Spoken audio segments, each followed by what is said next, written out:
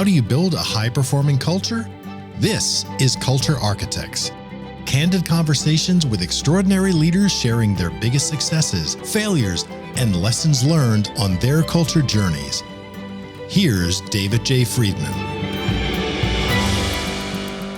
Welcome back to my conversation with Martin Harrell, the longtime president of Coastal Construction Products, and currently the division president at Beacon Building Products. In the earlier part of this interview, Martin shared the story of his beginnings at his family's business at Coastal Construction, and later his transition into leadership. Today, he takes us through his experience of leading the company through a period of acquisition and the various challenges that came with it.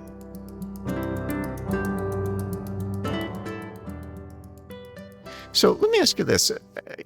We're talking about culture and how important it is and the team dynamic and having people work as a team better, et cetera, et cetera.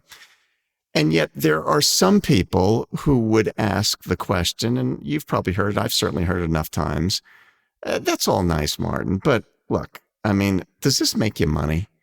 Mm-hmm. And so what's the return on investment on working on culture? How does it really affect business?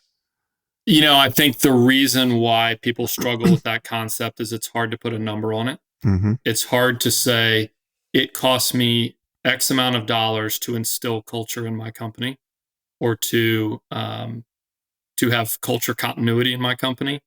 And because of that X dollar investment, I get Y return. That's really, really hard. We have historically done an annual survey to look at how we're doing. So we have an idea of how we're trending on our different fundamentals that we practice. But to me, the way you look at it is, are we attracting and retaining the type of people that believe maniacally in the culture that we are building? Because if they do, we have proven, we have a track record of almost 50 years now, that the people that ascribe to this type of culture are successful in our organization. And so if we're attracting and retaining those types of people and the culture is getting stronger and stronger and stronger, then you would think the business success would come along with that as well. Now, I can tell you anecdotally, we've only grown and gotten stronger since we started focusing on defining and focusing on our culture. So it's really easy for me to say it worked, but the reality is it did work. And I wouldn't want to think that I was hoping that it would all just work out. I like that we have a plan and a system that we put in place. We've made mistakes with it. We've learned, we've recalibrated, we've done it differently. I've had conversations with you over the past of, here's a tricky issue. How do you think we should handle it? But we're working a plan. And I love that versus saying, well, let's just see what happens here. Right. Yeah. So I'm going to switch gears a little bit. And I remember you telling me once about, and if you don't, well, I'm not going to give you a chance to not tell me about this story. So I'll just ask it. I remember you telling me once about some things that you and your brother do to work on your own selves and to hold each other accountable about that. Yes. Tell me about that, if you don't mind sharing that. No, it's funny you say this. I made the mistake of telling my CEO this exact same story. And he called me out on stage in front of about 250 people and said, Martin, share this story of how you and your brother do it. Well, I remember when you told me a number of years ago, it's very powerful, and I think our audience would benefit from it. So basically, I'm a competitive person. I think many business leaders are competitive. I have things that I'm trying to work on in my personal and professional life. My brother is also very competitive, but a completely different personality than I am. And we were talking one day, I was telling him about a speaker that I'd heard and some things that they were doing, and we sort of melded these different ideas together. But what we came up with is each year we introduce annual goals. So I have my annual goals that I'm working on. He has his annual goals that he's working on. They're two totally separate goals. Doesn't matter what the goal is. We then assign points to them. So for example, strength training is something that is really important to me, and I'm terrible at it. It's hard to motivate to do it. I'd rather go run 3 miles than I would lift weights. So I assign myself more points to my annual goals every year when I accomplish strength training. every Monday morning, we report out to each other on our points, and it's actually a percentage. So every Monday morning, we report out to each other and say, I was at 80% of my goals last week. He reports out, I was at 82% of my goals last week. Well, imagine how annoying it is when your brother beats you week after week after week. So it's this self-motivational tool to say, he's not beating me this week. And I was entering my points this morning. We've been practicing this for years. I was entering my points this morning, and I realized I just am confident there's no way he's catching me this week. I've got him. And it feels good. And it's this silly game that we play to just try and work on ourselves and be, it's that extra 2%. It's just be a little bit better, be more intentional about what you want to be better at. And he has goals like, networking events. It's something that's very uncomfortable for him. So he forces himself to go to a networking event. I'll go to 3 networking events tonight if you'll give me the opportunity. So we're just working on different things, and that's okay. But it's been very, very impactful for both of our lives. And we get a good kick out of it, I'll tell you. And so when you report that, is that, do you actually have a conversation with each other, or is it just a spreadsheet that you're entering it into? What does that reporting look like? We both enter it into spreadsheets. I've been doing this since 2010. Wow. And so my spreadsheet's pretty robust. He's been doing it, in a different way until about 2015. But anyway, we report via email. And what it allows us to do is it's a simple 82%. I know exactly what it means. I'm going to tell him where I fell short. Hey, accomplished no strength training this week. Did not get a date with my wife this week. There was no, we weren't intentional about having a date night. So that was a miss. And then we'll typically share something that's going on in the week, or we've got this coming up and really excited about this. It's just a chance to quickly catch up. But we're pretty intentional about telling each other where we fell short. And that self-reporting is tough. I mean, how many times in a row can you self-report? Well, I didn't strength train again this week. Well, you know what the problem is. Are you going to do it or not? Are you going to commit to it or not? And so is there any regular schedule in which you have a live conversation about them, or is it just whenever you happen to catch up with each other? I think it's whenever we happen to catch up. There's generally some good ribbing every week. But it's really just when we catch up. Typically at the end of the year, or the beginning of the year, there's a conversation between us about, okay, what's our pivot? What are things that we're working on? When you talk about forming habits, I'm going to go back 10 or 15 years. Reading the Wall Street Journal was something that I wasn't very good at. And I wanted to get, just for my business career, I wanted to be better at reading. Well, my brother reads the Wall Street Journal every morning. It's part of what he does. It's not even on my goal list anymore. It's just part of my natural habit now that I read the Wall Street Journal in the morning, get caught up on the news, move on to the next thing. That's the power of a system like this, is it just creates a habit where it's no longer even on my point system, because it doesn't matter. It's just part of who I am now. Yep. You probably have read the Atomic Habits, James Clear. Have you read the book? Yeah. That's such a great book. I love that book, and it's all about that. There's a quote that I recently took from that book that I've shared with a lot of people that I just think gets to the essence of that. And I think I'll quote this accurately. If not, it's pretty close to it. But he said that we don't rise to the level of our goals. We shrink or fall to the level of our systems or our habits.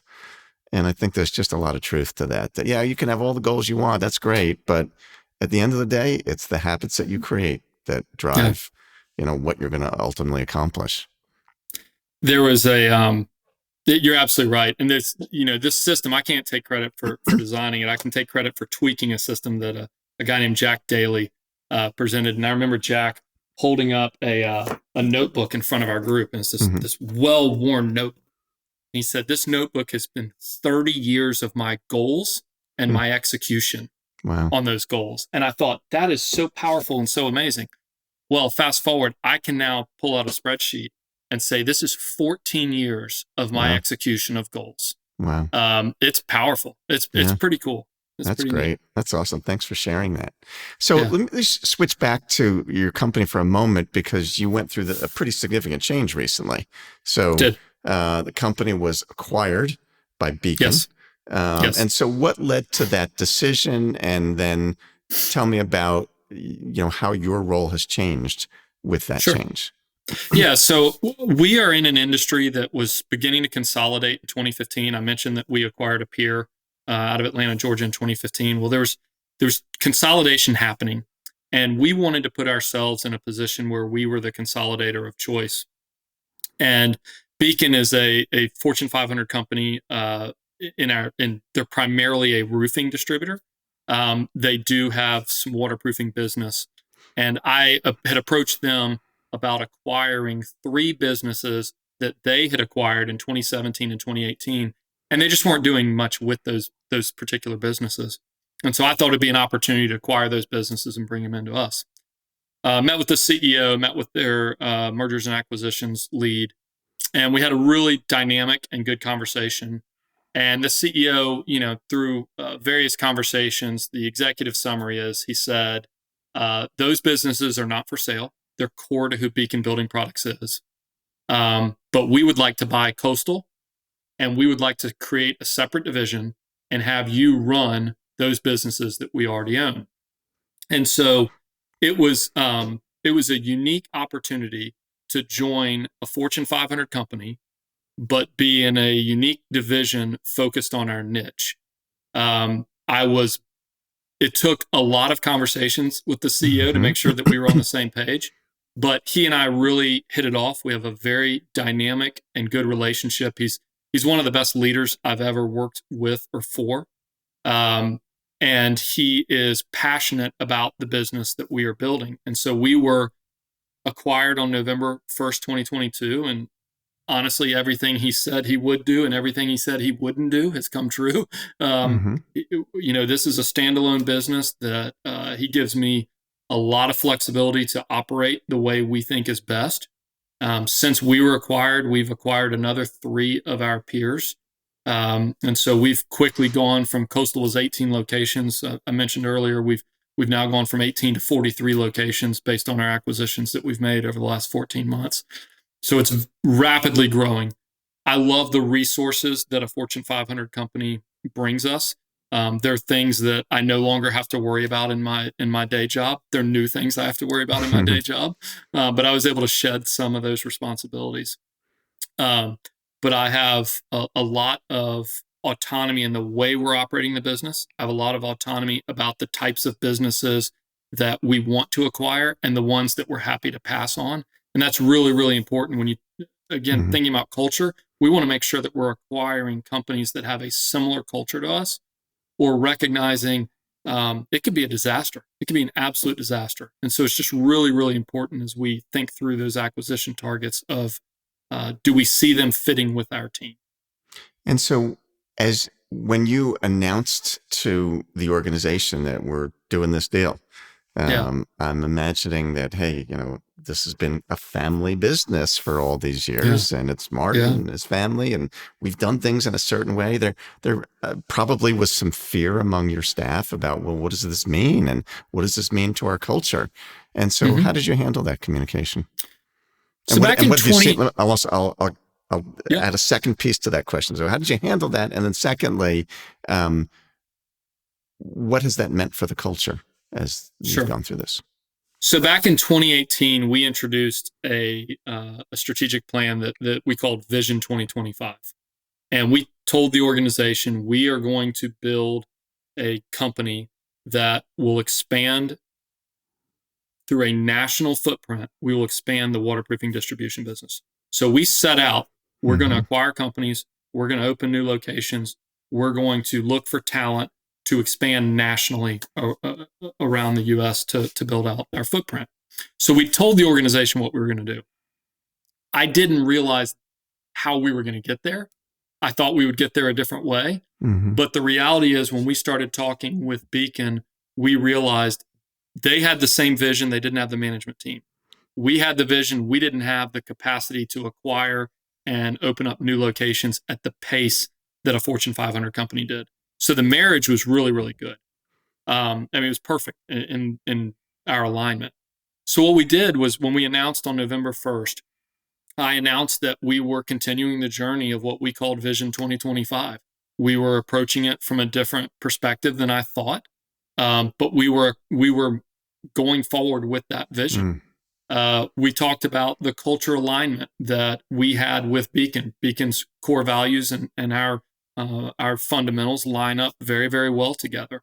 The way we look after people, the way we think about our employees and our customers and our supplier partners, all very, very similar. We were very intentional about the way we communicated. So we had not just a press release, but we had a very lengthy video of me interviewing Julian Francis, our CEO, asking him the hard questions about what he saw for our company for the future and what he saw for the division. Julian and I immediately hit the road between we had 3 different parties, but between the key leaders, we were in front of all employees within 48 hours. So Julian met approximately 40% of my staff within 48 hours, where you can ask the questions, you can shake his hand, you can understand hearing directly from him. I think that direct communication is so very important, where you realize this is a person who cares, this is a person who's very transparent about what they want. That feeling helped out a lot. So let's fast forward 14 months. We have done what we said we would set out to do. We have acquired 3 companies. We have greenfielded 3 new locations. We have grown our business organically. We've tried to do it with the best of intentions around taking care of our employees and taking care of our customers. We've made mistakes. We haven't gotten everything right. There's some things that I would like to go back and do differently. But in general, we've executed on the plan that we laid out and the vision that we laid out. For most of our employees, most of our branch employees, it's pretty much business as usual, with the exception of a new operating software, which is always hard to transition. But for the most part, it's the same people in the branches, it's the same customers, it's the same products they're going to market. Corporate employees have had more of a transition. Many of them have transitioned to new corporate jobs within Beacon, new responsibilities. Many have gotten new career opportunities as part of this. They've just the nature of Beacon and the growth trajectory that we're on, they've gotten career growth opportunities they never could have gotten within Coastal. And then there's a handful of people where, candidly, this wasn't for them. They joined a family business. They wanted to be part of a small business. They did not want to be part of Fortune 500, and they've decided to leave. But I would say it's a pretty small group of people. Yeah. And so how has it impacted your culture? I would say that our culture has expanded. The reality is I now lead 8 companies, not just Coastal. So I lead 8 companies that were acquired under Beacon. And it's important that we recognize Beacon has core values, and we are a part of Beacon, and we will reflect those core values. And so when I say it's expanded, I would say we're taking the best of what I think Coastal and some of the other companies had in their culture. We're trying to marry those up under Beacon's core values and say, we're going to honor Beacon's core values. And this is the way we're going to do it. These are the practices that we're going to use to honor it. And so our culture hasn't changed. The way we define it has changed. And it's a work in progress, as it always is, but it's very much in the early stages and a work in progress. So you mentioned that Julian is his name, is the CEO? Yes, Julian Francis. That Julian Francis, you made the comment that he's one of the best leaders you've ever worked with or for. And so yes. I'm curious, tell me more about that. What is it that he does that you particularly admire from a leadership perspective? He's one of the more transparent leaders I've ever worked around. So he is able to have challenging conversations. He loves watching the collaboration of his executive team. We call ourselves the executive committee, the top 13 people in the organization. He loves the debate and the collaboration that goes around with heavy business decisions, but he will also jump quick to the point at the end of it and say, I've heard the debate, I've heard the discussion, this is how I see it, this is how we're moving forward. Very clear, very transparent. When he sees something he doesn't like, he says it. He's very direct. It's not personal. It's not, but it's very direct, and you understand exactly where he is on all matters. Beacon Building Products was a bit of a turnaround story. Julian entered the business in 2019. He sold off multiple parts of the business in order to fix the balance sheet, and then went on an acquisition. Then started acquiring again in 2021 in the fields that he wanted to stay in. He's created core values. He's fixed the balance sheet. He's brought in virtually a brand new executive team. He's very focused on making sure that that team is able to work cohesively together. He's very, very focused on that. And then the other aspect is it's just something that I don't have that I wish I did, which is that ability to look at numbers and see. He just sees things differently than I ever could. So I can show him a set of numbers and I can tell him what I think it means to me, and he will jump to a completely different area and say, this is how these numbers interact with each other, and this is what it means to me. And you walk away going, how did he get there so quickly? I've been looking at this thing for hours, and he got there within 2 minutes. But cares about our people deeply, cares about the business and where we're going, and gives leaders the autonomy to make the business decisions that they need to be successful, but also holds us accountable. It's a really, really good balance and really good mix. Very cool. I have two last questions for you. Sure. So first, it's interesting to me that, you've clearly become a very, well, whether you've become or you just are a very people-focused leader. Yes. And yet you were, this sounds kind of funny, but you were an accountant by background and training. Those two don't usually go together. So were you a misplaced accountant, or did you learn something later? No, I was a misplaced accountant. Got it. I come from a family of financial people. My grandfather was CFO of a public company. My father, while he was CEO of Coastal, he was very focused on the financial side of the business, not on the sales and marketing side of the business that his partner handled. Both my brothers are financial analysts. And so I just thought I was supposed to be a financial guy. And so when I graduated, I mentioned when I went to work for Circuit City, I knew pretty quickly I'd made a mistake. I really liked the company I worked for. It was the work that I was doing that I wasn't passionate about it. It didn't excite me. Yet I would go on these roadshow tours and work the trade show booth and talk to college seniors about where they were going. And that excited me. I got passionate about selling the program because I believed in the program. I just didn't like doing the accounting work. And so I think it's just one of those, fortunately, it didn't ruin my career. I didn't make too big of a mistake, but it was one of those things that I learned pretty quickly. It wasn't for me. Now, I will say the accounting background that I have has been critical to my business success. Sure. Being able to understand financial statements and how they come together, being able to, I mentioned Julian can get to numbers pretty quickly. It may take me a little bit longer, but hopefully I can get to the numbers. It's been really, really important to my success, but I didn't necessarily want to do the X's and O's of accounting. Got it. Makes sense. All right, last question for you. So I asked this of a lot of people, and I'm in all different fields, but I'm always curious. So, you've now been at this for a long time.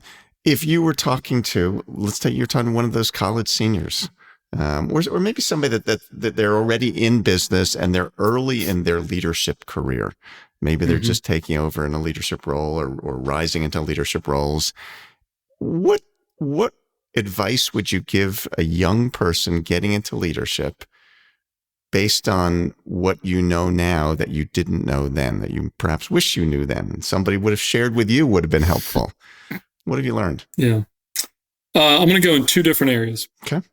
One on the financial side. One of the things that I hear from people all the time, and I felt this early in my career, is I don't understand financial statements. I don't understand how they work. Number one, financial statements get very easy when you run them on your own life. So if you run a budget, a personal at-home budget, you run a P&L statement every single month. How much money did I make? How much money did I spend? And where did I spend it? And then call it every quarter or every year, run a balance sheet. How much money was I able to save? Where did I save it? How did it grow? When you start building those, and then the fourth statement is the cash flow statement. Where did my cash go? When you start building those out on your personal life, because you're intimate to them, if you went out to lunch, You know, if you went out to dinner and spent too much, and wow, that was a really expensive dinner, you remember that. You start building those out, you see how the financial statements interact with one another, and suddenly it starts making sense in a business world. There may be more zeros. You may not understand how all of those expenses came to be. You may not understand how all the revenues came to be, but you understand the flow of those numbers and how they make sense. I think it's a really, really important thing for anyone coming out of college. Run a balance sheet, run a P&L, run a cash flow statement on your personal life because it makes sense to you. Yeah. That's number one.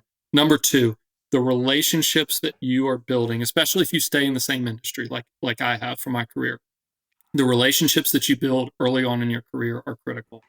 I'm at the phase now in my career. I've been in this business for 24 years.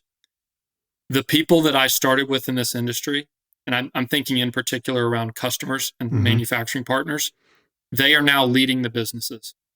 So I am now working with people where we started in our careers together. I'm leading a relatively large distribution company. They are leading large manufacturers or large contracting bases. We've grown in our careers together.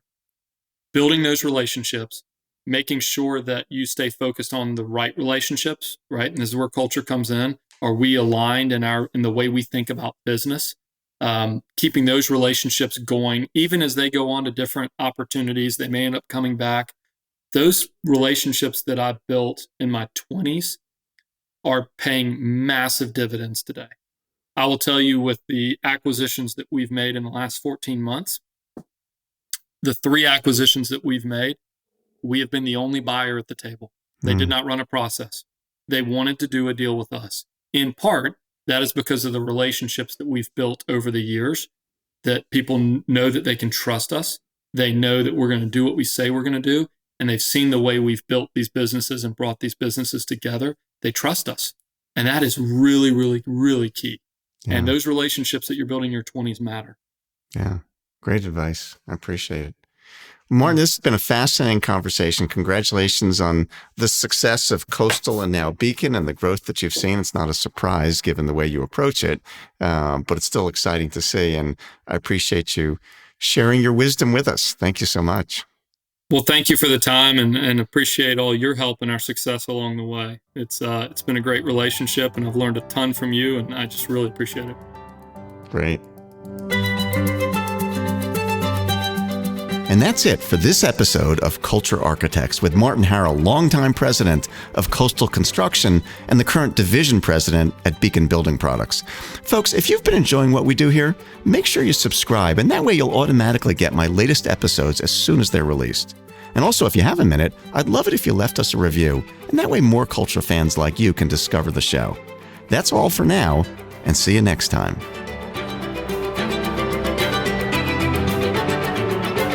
This has been Culture Architects with David J. Friedman. Join us next time for more insights and wisdom from great leaders in all walks of life. To book David for your next event or to learn more about his writing, speaking, or consulting, go to davidjfriedman.com. Culture Architects with David J. Friedman is a production of CultureWise.